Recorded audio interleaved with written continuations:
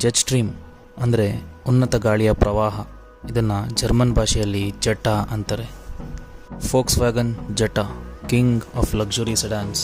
ಒಬ್ಬ hard core car ಲವರ್ಗೆ ಮಾತ್ರ ಈ ಕಾರ್ ಬಗ್ಗೆ ಗೊತ್ತಿರುತ್ತೆ. 1979ನಲ್ಲಿ ಈ ಕಾರ್ದು first model world wide release ಆಗಿದ್ದು, ಆದರೆ ನಮ್ಮ ದೇಶಕ್ಕೆ ಇದು ಬಂದಿದ್ದು 2008ಅಲ್ಲಿ.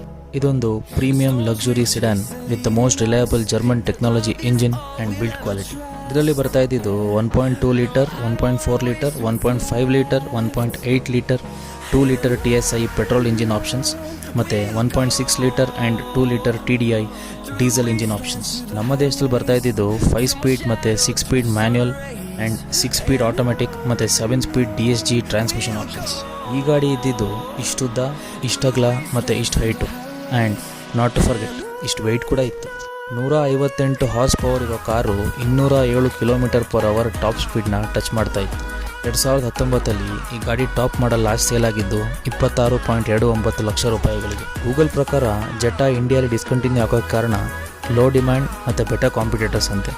ಬಟ್ ಈ ಗಾಡಿ ಏನು ಅಂತ ಇದು ನೋಡ್ತಿರೋರಿಗೆ ಮಾತ್ರ ಗೊತ್ತು, ಈ ಸಿಂಹದ ಗೊತ್ತು. ಜೆಟಾ ಬಗ್ಗೆ ಗೊತ್ತಿಲ್ಲದಿರೋರಿಗೆ ಈ ವಿಡಿಯೋನ ಶೇರ್ ಮಾಡಿ ಅಂತ ಹೇಳ್ತಾ, ವಿಡಿಯೋ ಇಷ್ಟ ಆದರೆ ಲೈಕ್ ಕೊಟ್ಟು ಸಬ್ಸ್ಕ್ರೈಬ್ ಮಾಡೋದು ಮರಿಬೇಡಿ. ಆ್ಯಂಡ್ ನೆಕ್ಸ್ಟ್ ನಿಮ್ಗೆ ಯಾವ ಕಾರ್ ಬಗ್ಗೆ ತಿಳ್ಕೊಬೇಕು ಅನ್ನೋದು ಕಮೆಂಟ್ ಬಾಕ್ಸಲ್ಲಿ ತಿಳಿಸಿ.